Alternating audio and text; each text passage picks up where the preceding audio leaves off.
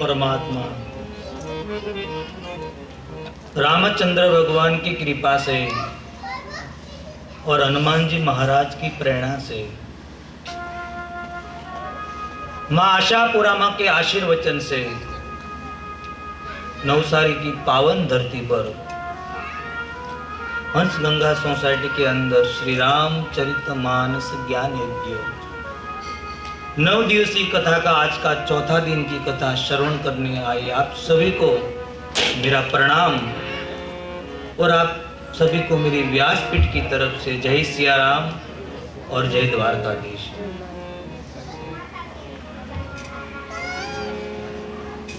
कल भगवान का विवाह किया,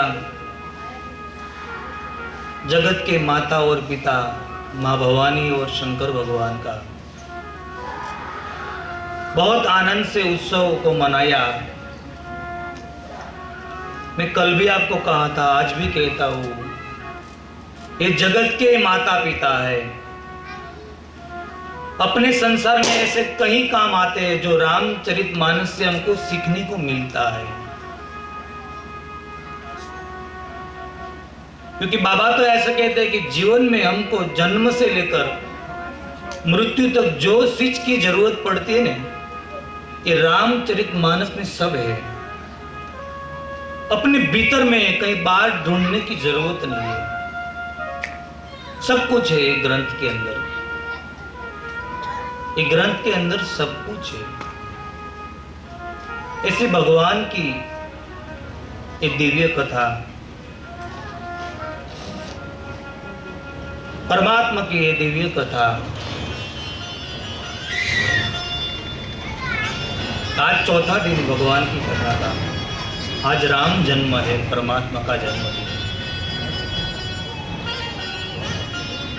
ऐसे भगवान की दिव्य कथा को हम आगे बढ़ाएं थोड़ा, क्योंकि एक ग्रंथ ऐसा है कि सब हमारे को बाहर जाने की जरूरत ही नहीं पड़ती है, प्रमाण के साथ एक ग्रंथ में दिया हुआ है। ये रामचरितमानस एक ऐसा ग्रंथ है कि प्रश्न तो है, उसके पीछे उसका जवाब भी लिखा हुआ रहता है। एक पति और पत्नी रेलवे स्टेशन पर खड़े थे। कोई बुजुर्ग दादा ब्राह्मण रामचरितमानस का स्टेशन पर बैठे बैठे ये पाठ कर रहे थे। तो दोनों पति पत्नी यंग थे, वो हंसने लगे कि आपको तो बस यही है और कुछ है ही नहीं, जहां देखो वहां रामचरितमानस का पाठ कर लेते हैं। उसमें ऐसा क्या है कि हर समय आप यही पाठ करते रहते हैं? वो दादा थोड़ा मुस्कुराए बुजुर्ग और कहा कि बेटा, उसमें क्या है वो मैं नहीं पता, पर क्या नहीं है ये मेरे को पता है। उसमें क्या चीज नहीं है बेटा, सब कुछ है ग्रंथ में। तो युवा हंसने लगा कि ये तो आप बोलते हो अपने प्रेम से, सब कुछ थोड़ा ये चरित्र में हो सकता है। तभी बुजुर्ग दादा ने कहा कि बेटा एक बार पढ़ ले, जीवन का सबका समाधान हो जाएगा। एक बात चालू थी, उसमें ट्रेन आ गई, ट्रेन में चढ़ गए, थोड़ा ट्रेन आगे चली, अभी तो स्टेशन भी नहीं आया था। तो युवान व्यक्ति था ने वो बोलने लगा कि कोई जंजीर खींचो, गाड़ी को खड़ी करो। किसी ने पूछा क्यों हुआ भाई? पास में बुजुर्ग दादा ऊपर बैठे बैठे पाठ कर रहे थे ट्रेन पे। तो उसने पूछा क्या हुआ भाई? बोला कि दादाजी हम बात कर रहे थे न दोनों, उसी में मेरी पत्नी नीचे रह गई और मैं ट्रेन में चढ़ गया। वो दादा हंसने लगे कि तूने एक बार रामचरितमानस का पाठ किया होता है तो एक तो गलती नहीं करता।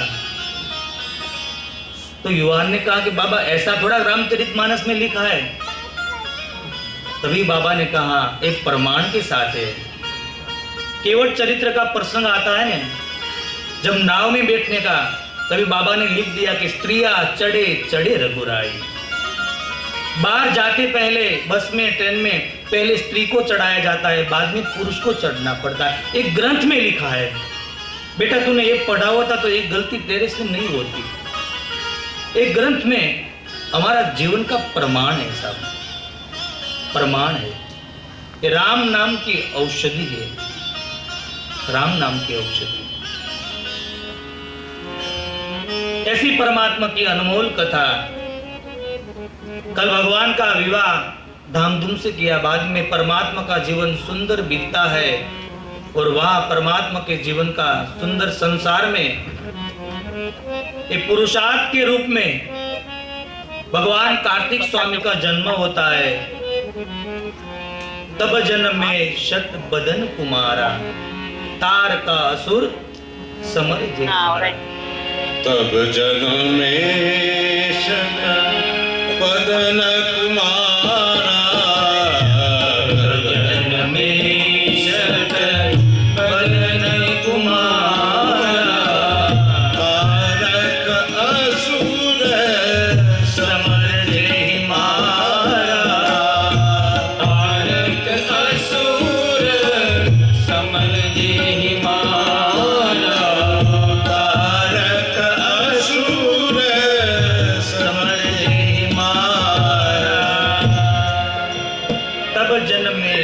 बदन कुमारा, तार का सूर असुर जही मारा। देवताओं को विघ्न देने वाला तारकासुर इस संशय का पुरुषार्थ ने नाश कर दिया।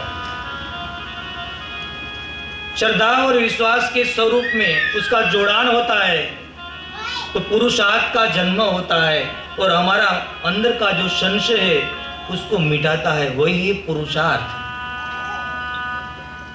यहां तक कथा हमने कर ली थी। आगे की कथा एक कर्म के घाट पर याज्ञवल्क्य महाराज भरद्वाज जी को सुना रहे हैं। भरद्वाज जी को बाबा ने पूछा कि बाबा आपको ऐसा नहीं लग रहा कि मैंने कथा में विषयांतर कर दिया? आपने मेरे को क्या पूछा था कि राम कौन है? मैं तो शिव चरित्र गा रहा हूं। प्रथम कहा में शिव चरित्र पूजा, प्रथम कहा में शिव चरित पूजा, मरम तुम्हार सुचि सेवक तुम्हारा के, रहित समस्त विकार। आपने तो मेरे को राम कथा पूछी थी। राम कौन है? राम कवन पूछो तो ही। मैंने तो शिव कथा की आपको ऐसा नहीं लग रहा है कि मैंने विषयांतर कर दिया कथा में? भरद्वाज जी की आंख से आंसू बहते हैं। मम गुण गावत पुलक शरीरा, गद गद गिरा नयन बहुमीरा। भरद्वाज जी की आंख में आंसू गिर रहे हैं कि बाबा आप कथा गाते जाओ। कथा से मेरे को तृप्ति नहीं होती। कथा तो अमृत समान है, कथा अमृत समान है। कथा से कभी तृप्त नहीं होना चाहिए, याद रखो जीवन में। अयोध्या कांड में वाल्मीकि जी को प्रभु पूछते हैं कि बाबा मैं ऐसी जगह दिखाओ, मैं कहां रहूं? उसमें एक प्रसंग आता है। बहुत सारे स्थान बताते हैं पर एक स्थान ऐसा बताते हैं कि भगवान को कहते हैं, भगवान जिसकी कान है ना वो समुद्र समान हो और भगवान की कथा नदी की समान हो। नदी कितने भी समुद्र में जाए, समुद्र कभी तृप्त नहीं होता है। ऐसे हमारा जीवन में कथा सुनने के बाद हमको तृप्ति नहीं मिलनी चाहिए। वही राम सच्ची भक्ति है, ये राम भक्ति है। हमको कथा से तृप्ति होनी नहीं चाहिए।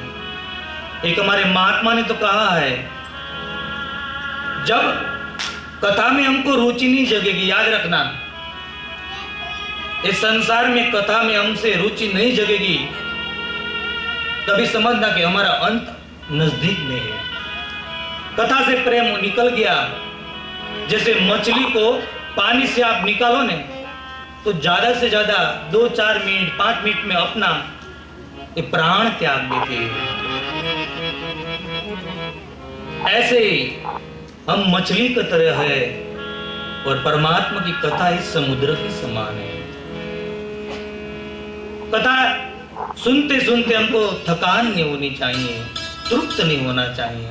बाबा मैं तृप्त हो गया हूं, आप कथा गाते ही जाओ, आप कथा गाते ही जाओ। ऐसा ही हमने परसों उसका महात्म्य दर्शाया था। श्रीमद् भागवत कथा में जो गोपी गीत का 9वां श्लोक है वो कथा का महात्म्य दर्शाता है। चलो एक बार उसका पठन करके, क्योंकि एक कथा का महात्म्य दर्शाता है। कथा क्या है, बाद में कथा को आगे ले जाते हैं। तव कथामृतम तप्त जीवनम कविभिरीडितम कल्मषापहम् श्रवणमङ्गलम् श्रीमदामतं भूरि गृह्णाति ते भूरिदा जनाः। ॐ भूरि गृह्णाति ते भूरिदा जनाः। कथा का माध्यम दर्शाता है, कथा अमरूद की समान है। बाबा आप गाते ही जाओ। और भरद्वाज जी के सामने याज्ञवल्क्य महाराज ने कहा कि बाबा मेरे को पता चल गया कि आप सच्चे राम प्रेमी हैं, क्योंकि जिसको शिव में प्रेम होने वही राम कथा का सुनने का सच्चा अधिकार है। आजकल लोग नहीं कहते कि हम शिव जी को नहीं मानते, हम शिव नाम नहीं लेते हैं। कपड़े सिलाने जाना है तो सिलाने नहीं बोलते, उसमें शिव आ जाता है तो घड़ाने बोलते हैं। कई लोग ऐसे हैं, अंतर दोनों के बीच में रख देते हैं। परमात्मा खुद बोले लंका कांड में कि मेरा दास होगा शिव का अपराधी होगा, या शिव का दास होगा और मेरा अपराधी होगा, उसको नरक में कभी वास नहीं मिलता है। कबीर कुबा एक है पनिहारी अनेक, बर्तन सब न्यारे भये लेकिन पानी सब में। पानी सब एक ही है भगवान। जैसे कुम्हार माटी का वासन बनाते हैं, मटका बनाते हैं, कितनी आइटमें बनाता है माटी, आकार अलग अलग है। आप सच्चे राम प्रेमी है तो मैं आपको कथा कहूंगा। और कर्म के घाट पर गंगा यमुना और सरस्वती का धोध बह रहा है, और याज्ञवल्क्य महाराज ने आगे कथा चालू की और कहा कि भगवान का स्वरूप, भगवान कैसे बैठे हैं। जटा मुकुट सूर सरित लोचन, जटा मुकुट सूर सरित भगवान का वर्णन है। लोचन नलीन विशाल, नीलकंठ नीलकंठ लावण्य निधि सोहबाल विधुभार। कैलाश के ऊपर महादेव सुंदर विराजमान है। चांदी का पहाड़ है, ऊपर भगवान सूर्य भगवान के किरण छाए हैं। ऐसा लग रहा है कि चांदी का पहाड़ लग रहा है, ये बर्फ की चादर है। बाबा का वर्णन किया है कि आज बाबा यहाँ से कथा करने जा रहा है, वक्ता बन रहे, तो वक्ता का लक्षण बताए कि भगवान महादेव है कि वक्ता के सर पर जटा होनी चाहिए, फूल रूप की जटा नहीं, वो जटा नहीं। वक्ता को अपना परिवार की जंजाल की जटा लेकर कथा करना चाहिए, छोड़ना नहीं चाहिए। संसार में रहकर ये जंजाल को साथ में लेकर कथा करना चाहिए। सर पे गंगा है बाबा को, वक्ता की जुबान से गंगा के रूप वाणी बहनी चाहिए। बाबा के सर पर चंद्र है, वक्ता तेजस्वी होना चाहिए। भगवान शिव जी ने विष पिया है, वक्ता को भी विष पीना पड़ता है। लोग कहीं भी अच्छे बोलते, कोई बुरे बोलते, पर शिव जी की तरह सहन करना चाहिए। और भागवत में तो वक्ता का लक्षण बताए हैं कि वक्ता कैसा होना चाहिए, वक्ता का लक्षण दिखाए, कौन वक्ता होना चाहिए ये भी बताया। भागवत में लिखा है विरक्तो वैष्णव विप्रो वेद शास्त्र विशुद्ध कृतो। ये वक्ता का लक्षण दिखाया कि वक्ता विरक्त होना चाहिए, आसक्त वक्ता नहीं होना चाहिए, विरक्त होना चाहिए। विरक्तो वैष्णव, ये वक्ता वैष्णव होना चाहिए। वैष्णव मतलब सकल लोक सबने वंदे निंदा न करे, सकल लोक सबने वंदे निंदा न करे। काच मन में चल राखे धन धन जननी रे वैष्णव जन तो तेने कीर बड़ाई आगे रे वैष्णव जन तो तेने कहिए पैर पड़ाई आने पर तू के उपकार करे तो ये मन अभिमान आगे रे वैष्णव जन तो ये कहिए। ये वक्ता का लक्षण दिखाया। विरक्तो वैष्णव पहला लक्षण, दूसरा ये वैष्णव होना चाहिए, और तीसरा कहा कि विप्रो।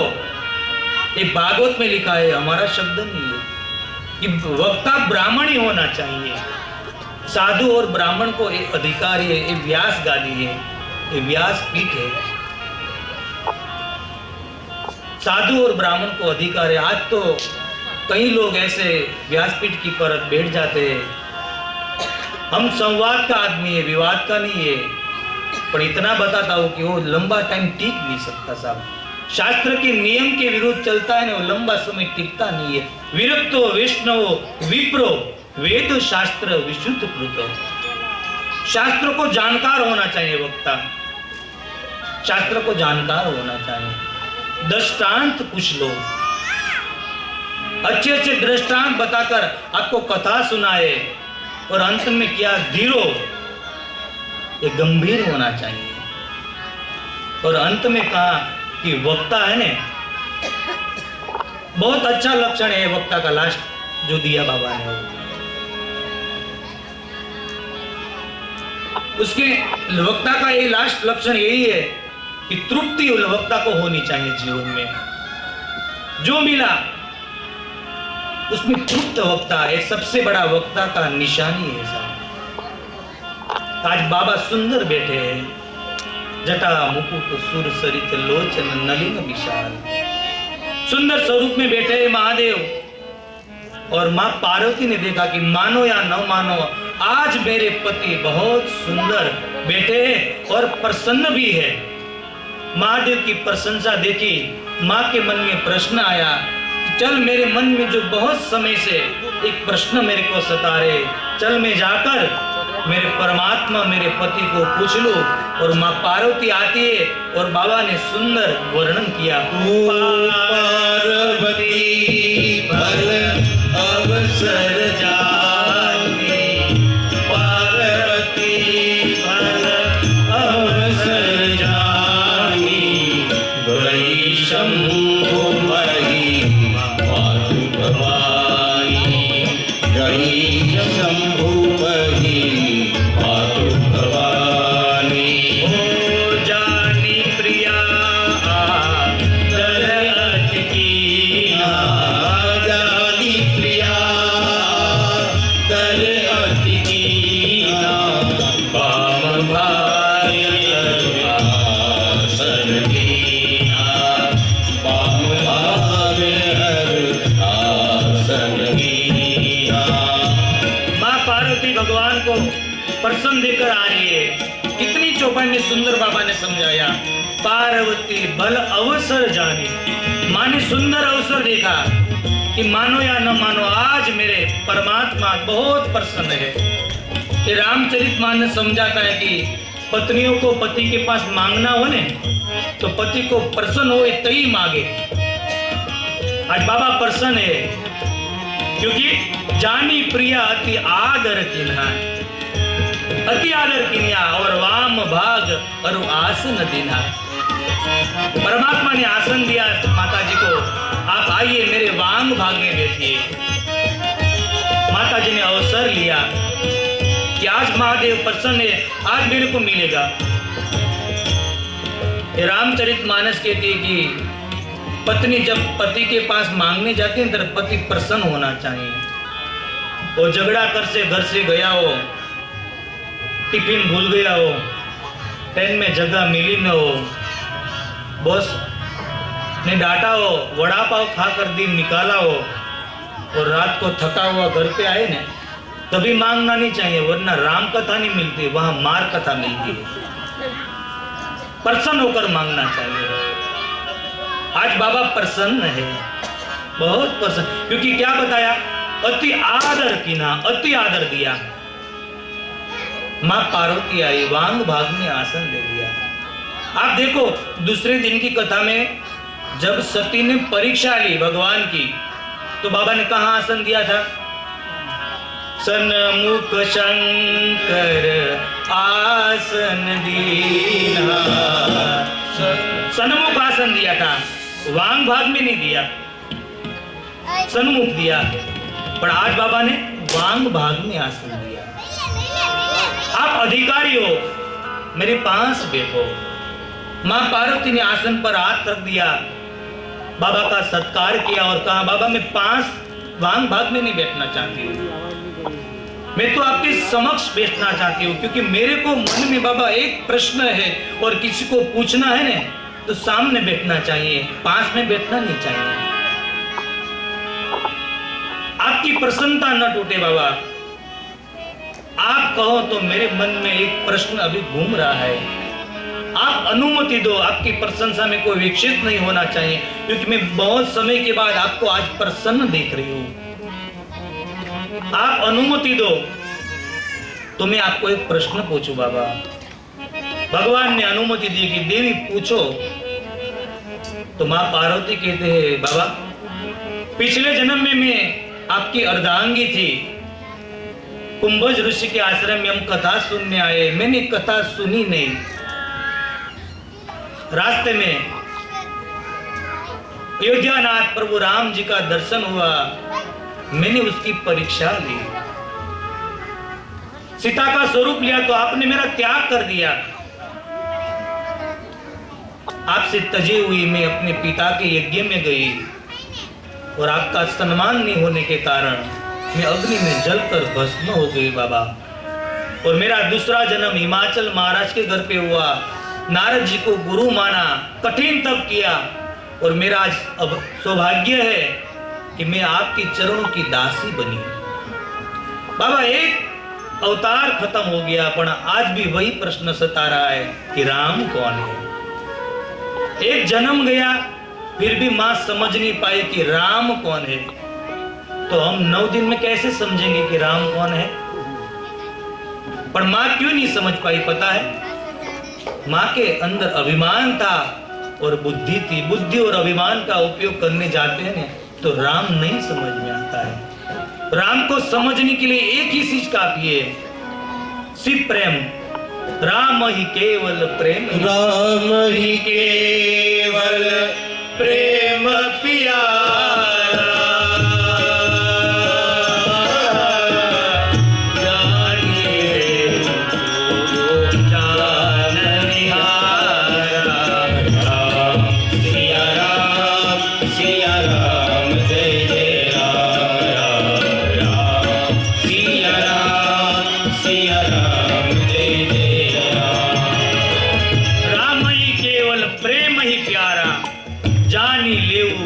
जान निहारा। राम सिर्फ प्रेम का प्यारा है। प्रेम से परमात्मा का दर्शन करो, परमात्मा सामने दिखेगा। प्रहलाद को था कि ये थम में मेरे परमात्मा है, तो भगवान थम में प्रकट हो गए। भगवान ने थम का स्वरूप दे दिया। प्रेम होना चाहिए। अग्नि में भगवान है, आकाश में है, पाताल में है, फूल में भी भगवान है। हमारा प्रेम होना चाहिए, हमारा प्रेम होना चाहिए।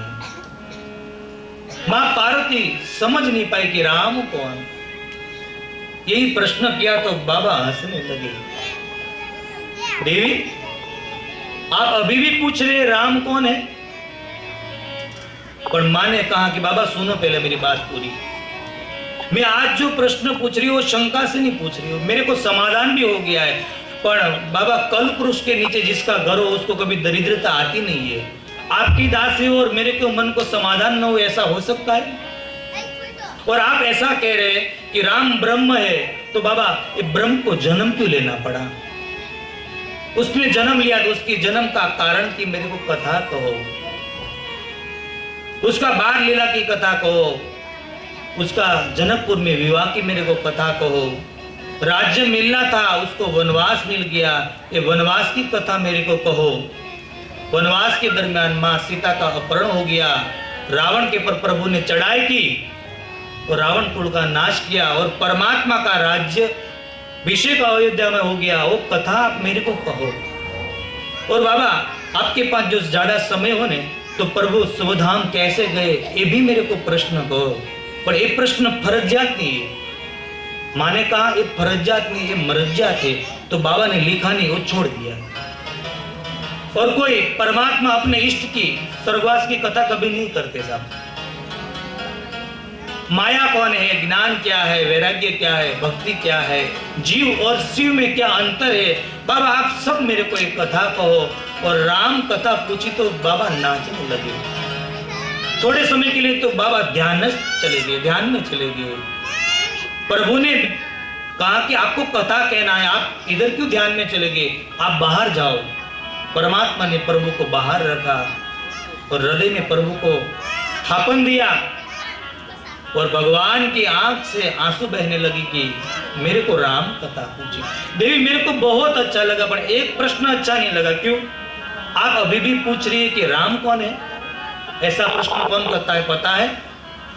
सामने अरीसा खराब हो, दर्पण खराब हो और अपनी आंख भी खराब हो तो हमारा सच्चा चित्र भी हमको सही से दिखता नहीं है। देवी झूठो सत्य जाहे भी न जाने। देवी अंधेरा होता है और रस्सी होती है ना, तो अंधेरे में रस्सी हमको सर्प लगती है, पर उजाला होने के बाद ये सर्प नहीं होता है, रस्सी होती है, हमारी भ्रांति टूट जाती है। ऐसे परमात्मा को जानकर ये हमारा प्रश्न का निवारण हो जाता है। ये मेरे परमात्मा है। पर देवी आज आपने बहुत सुंदर मेरे को प्रश्न पूछा, मैं आपको कथा कहूंगा। और आज कैलाश के घाट पर, एक ज्ञान के घाट पर, हिमालय के शिखर पर एक महादेव ने यहाँ से राम कथा का मंगलाचरण किया और मंगलाचरण में कहा देवी राम कथा क्या है? राम कथा सुंदर करताली। ओ राम कथा सुंदर करताली, संशय विहग उड़ाव निहारी। राम सिया राम जय जय राम, राम सिया राम जय जय राम। भगवान समझा रहे देवी राम कथा क्या है। याज्ञवल्क्य महाराज ने क्या कहा था मंगलाचरण में? राम कथा शशि किरण समाना अने संत चकोर करहित ही पाना। बाबा ने क्या कहा? राम कथा सुंदर करताली। एक पंडाल खुला हो, यहाँ बहुत सारे पंछी आ जाए तो देवी पंच को बजाओ। निकालने के लिए लकड़ी की जरूरत नहीं होती, सिर्फ ताली बजाओ, पंछी भाग जाता है। ऐसे हमारा संशय को राम कथा ताली से निकालती है। राम कथा सुंदर करताली, संशय विहग उड़ाव निहारी।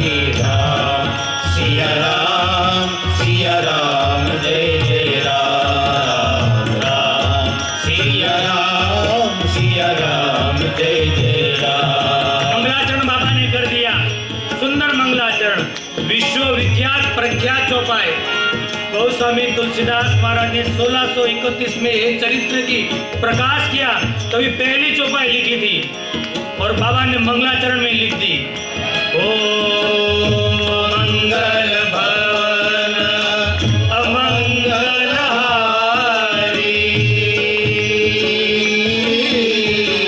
द्रवहु सदशरथ अजिर बिहारी। राम सिया राम जय जय राम, राम सिया राम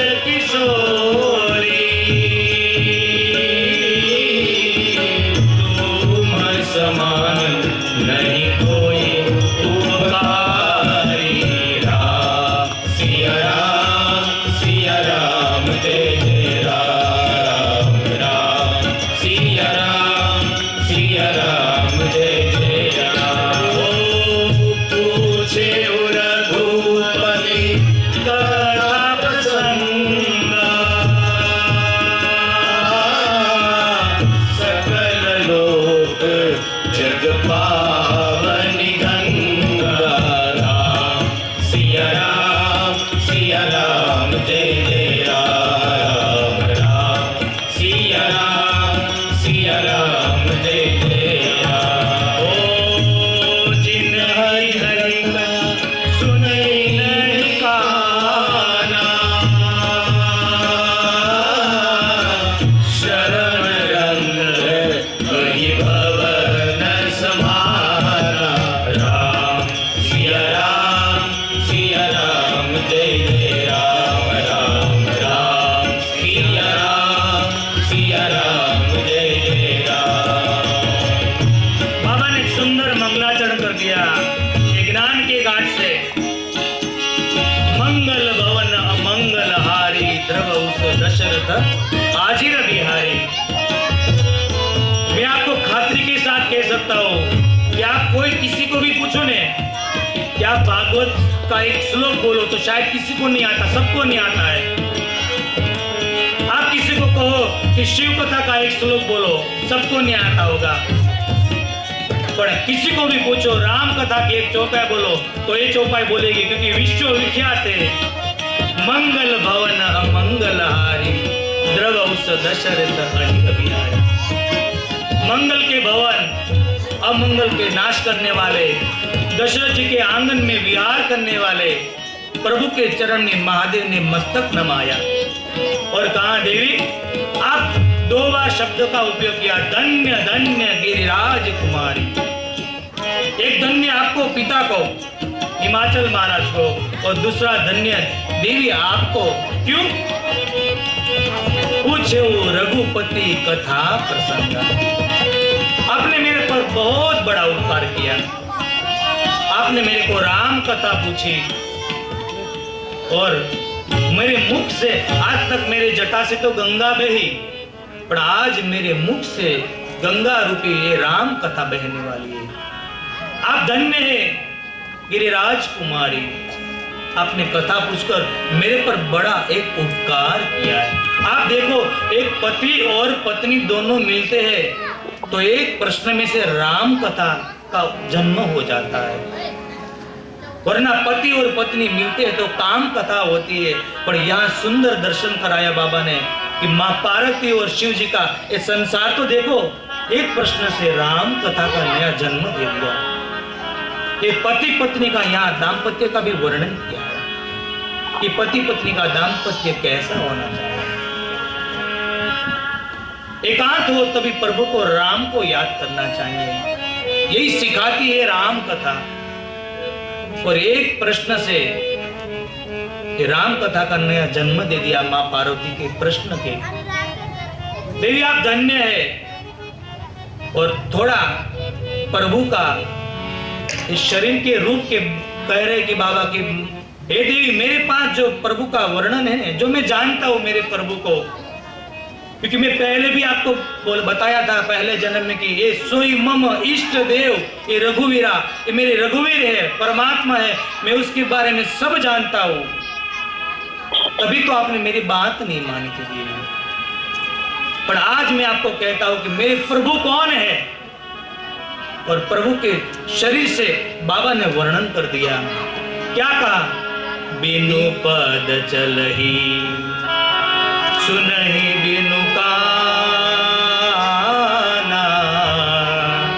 बिनु पद चलहि सुनहि बिनु काना, कर बिन कर मैं करहि विधि नाना।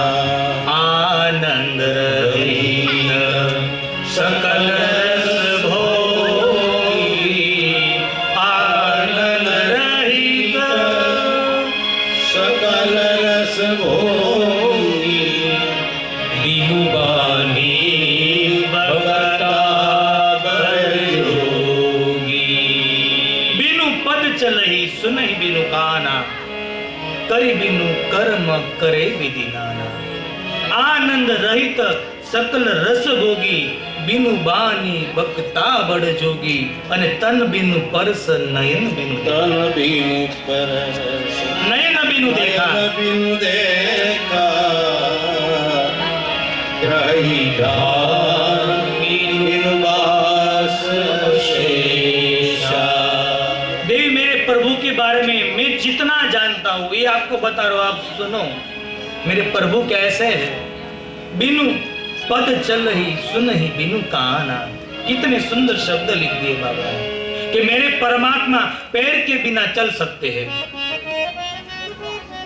हमको मन में ऐसा प्रश्न है कि क्या ऐसा हो सकता है बिना पैर से चल सकते हैं? रामचरितमानस में प्रमाण दिया है, प्रमाण दिया है कि अभी कल की कथा है बाल लीला भगवान की, उसमें आता है कि माँ भगवान को श्रृंगार करके सुलाती है और वैष्णव धर्म माँ पालती है। और माँ कौशल्या कहती है कि प्रभु आप आ जाओ खाने के लिए, ठाकुर जी को बुलाती है। भगवान को भी चलने भी नहीं सीखा भगवान ने।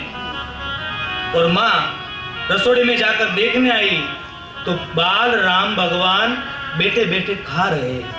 यह प्रमाण मिलता है बिनु पद चल ही सुनाई बिनु काना बिनु पद चल। पैर के बिना चल सकते हैं, भगवान को पैर की जरूरत नहीं पड़ती। पद चलाई सुनाई बिनु काना कर बिनु कर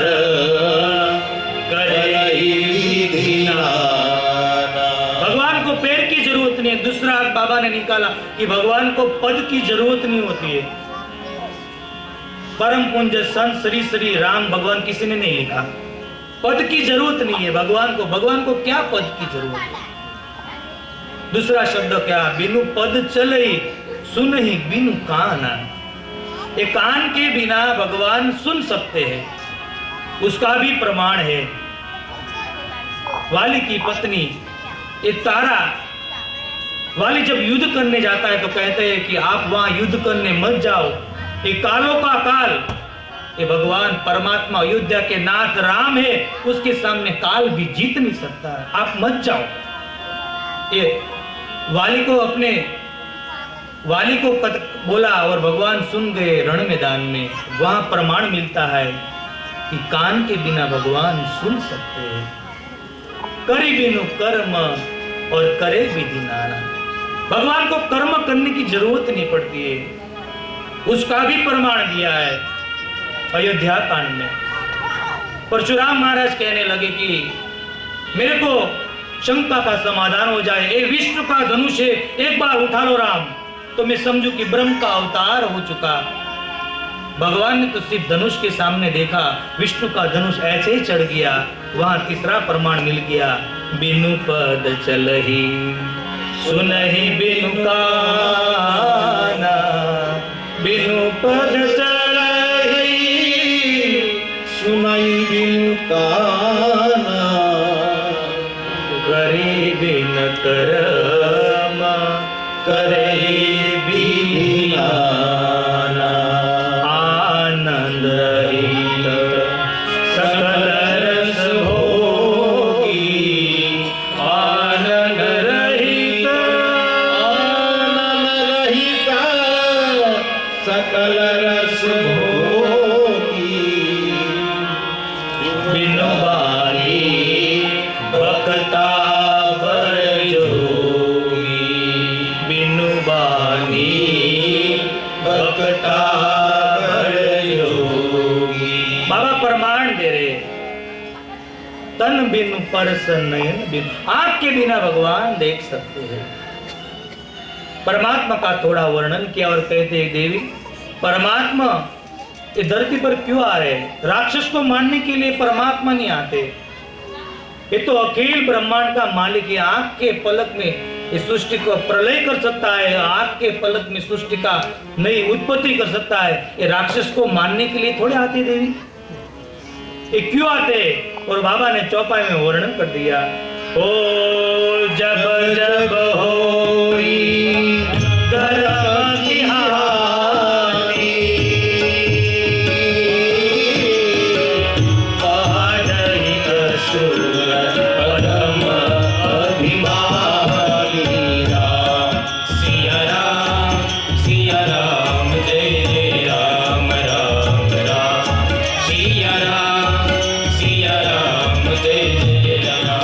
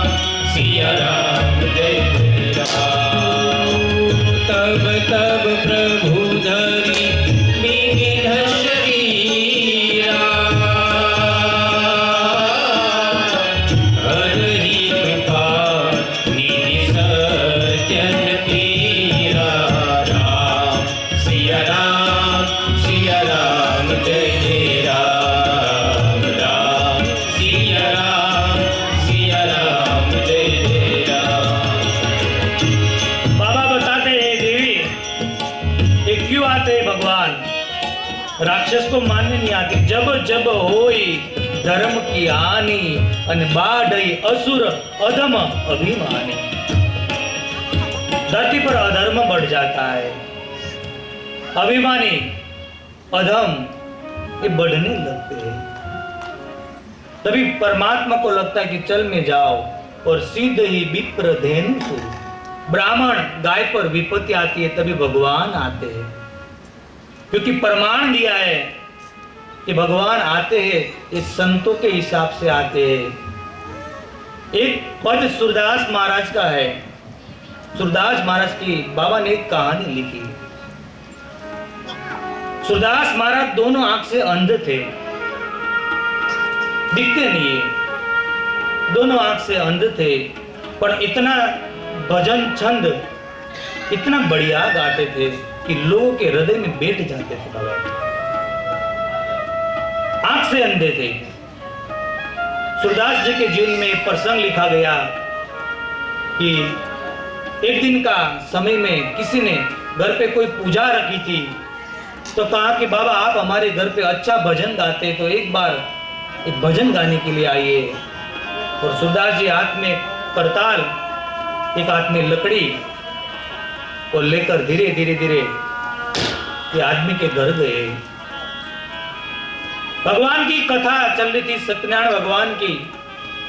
तो कथा पूर्ण हुई, बाबा ने भजन चालू किया, सुंदर भजन गाया, सुंदर, पर आंख से अंध थे, देखते नहीं है, तो पता नहीं चला कि ये लोग सो रहे या जग गए। आवाज बंद हो गया, रात का 2 से 3 बज गया। तो सूरदास जी ने मन में सोचा कि लग रहा है कि ये सब लोग सो गए, अभी मेरे को यहां से जाना चाहिए। मन में सोचा कि यहां अभी किसी को मैं जगाऊं, किसी को जगाना नहीं है। एक हाथ में करताल लिया, एक तारों का, एक हाथ में लकड़ी लेकर बाबा निकल गए। रात का अंधेरा है, रात का 3 बजा है, दोनों आंख से अंधे हैं और अकेले जा रहे हैं। एक ही भरोसे मेरे ठाकुर के, मेरे द्वारका नाथ के भरोसे से कृष्ण कृष्ण कृष्ण करके जा रहे हैं। धीरे धीरे जा रहे, रास्ता भटक गए बाबा। थोड़ा आगे जा रहा था तो कुआं था, और थोड़ा जो आगे जाए तो कुएं में गिरकर उसका मृत्यु हो जाए। जब उसका पैर आगे बढ़ रहा था तो द्वारका के हमारे ठाकुर जी का आसन डोलने लगा कि मेरा भक्त अभी मर जाएगा, मेरा नाम लेकर जो ये मर जाएगा तो मेरा नाम बदनाम हो जाएगा। भगवान का आसन डोलने लगा। अभी जब एक पैर रखने की तैयारी में थे बाबा कुआं के अंदर, उसमें भगवान 5 साल के बच्चे का, किशोर का स्वरूप लेकर बाबा का हाथ पकड़ लिया और दिशा बदल दी। कुएं में गिरने नहीं दिया और चलते जा रहे। एक लकड़ी का हिस्सा पकड़ा भगवान ने, कि एक लकड़ी का हिस्सा सूरदास जी ने पकड़ा है। सूरदास जी ने पूछा कि इतनी रात को आप कौन है? भगवान ने कहा कि बाबा मैं एक बच्चा हूं, 5 साल का बच्चा है, इतनी रात को? हाँ बाबा, आपका भजन में बहुत सुनता हूं, मेरे को बहुत अच्छा लगता है। बेटा तू भी सोया नहीं है? बाबा नहीं, मैं सोया नहीं हूं। सूरदास जी को मन में शंका होगी कि संसारी का बालक रात को जाग नहीं सकता है, शंका हो गया। बाबा जी को मन में शंका हुआ कि ये कोई संसारी का बालक नहीं है। तो पूछा कि बेटा तू कितने भाई है, कितने बहन है, और तुम्हारा नाम क्या है तो बता। भगवान ने कहा अभी मेरी माँ ने मेरा नाम रखा ही नहीं है। सूरदास जी ने कहा तो तुमको क्या नाम से पुकारे? वो बोला कि कोई भी नाम से पुकार लो, मेरी माँ ने अभी तक मेरा नाम नहीं रखा है। सूरदास जी की शंका और बढ़ने लगी कि कोई भी नाम तो मेरा ठाकुर का है, और कौन हो सकता है? कितने भाई कितने बहन, सब पूछते पूछते बाबा की शंका इतने बढ़ने लगी कि जो ये लकड़ी का हिस्सा पकड़ा था ने, हाथ सरकाने लगे धीरे धीरे ठाकुर को पकड़ने के लिए। ये भगवान कृष्ण देख रहा है कि एक तो अंधे है, ये अंधेरा है, दिन में उजाले में यशोदा माँ मेरे को पकड़ नहीं सकती है, वो ये अंधा मेरे को कैसे पकड़ेगा। बातें करते करते करते सूरदास जी को रहा नहीं गया और झपट मार के कृष्ण का हाथ पकड़ने गए। कृष्ण ने ये लाकड़ी का हिस्सा छोड़ दिया और भगवान दौड़ने लगे। सूरदास जी ने कहा, रुक जा मेरा ठाकुर, मैं तुझको पहचान गया हूं, मैं तुझको पहचान गया हूं, तू ठाकुर है, पर जा रहे तो कोई बात नहीं, एक मेरा दोहा सुन के जा। छुड़ाय के जात हो निर्बल जानी मोहे, निर्बल जान के मोहे, हाथ पर छुड़ा के। हृदय से जो तुम चल बसो, मर्द बखान तो तुम मर्द बखान तो है। मेरा हाथ छोड़ा के जा रहे हो मेरे को निर्बल जान के। हे ठाकुर, मैं तो अंधा हूं, निर्बल हूं, मेरा हाथ तो छोड़ा के तू चला गया, पर मेरे हृदय में से एक बार निकल कर देख तो मैं तेरे को मर्द बखानूं। भगवान वहीं खड़े रह गए, हाथ जोड़कर आंख से आंसू बहने लगा। बाबा मैं कहां जाऊं, आपके हृदय में तो बसता हूं, परित्राणाय साधु नाम। बाबा मैं कहां जाऊं। और महाभारत में तो उसका सुंदर वर्णन किया है। एक महाभारत का प्रसंग है।